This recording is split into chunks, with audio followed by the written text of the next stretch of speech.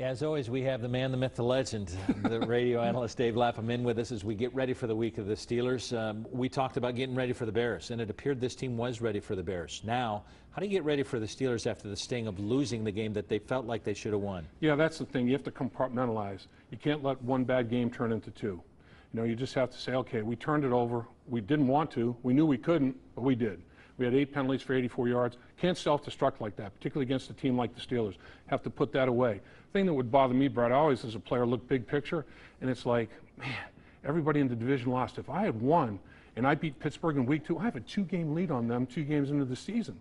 And Baltimore and Cleveland are playing. One of them is going to have 2 losses. I would have a 2-game lead on 2 of the teams in the division 2 weeks into the season. To let that opportunity slip away on me, that would bother me for at least 24, 48 hours. I wouldn't be getting much sleep at night. Then you have to move on to Pittsburgh. All right, they are moving on to Pittsburgh. We talked about whether or not Andy Dalton was the guy to lead this team, and certainly in Chicago, he appears like he is. Yeah, I mean, I don't think he should have had an interception. I think A.J. didn't finish that slant route that Peanut Tillman took back and was ruled down, you know, second snap offensively of the game.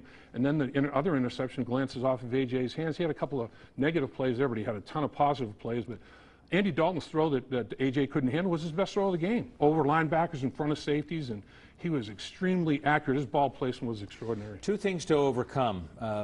Penalties that were because guys were doing stupid things, and timeouts because guys were doing stupid things. Do they overcome that this week as well? I think they do, because they know Pittsburgh so well. Trustman, they didn't know what Trustman was going to do, formation-wise, offensive, schematic-wise. They have Pittsburgh down pretty cold.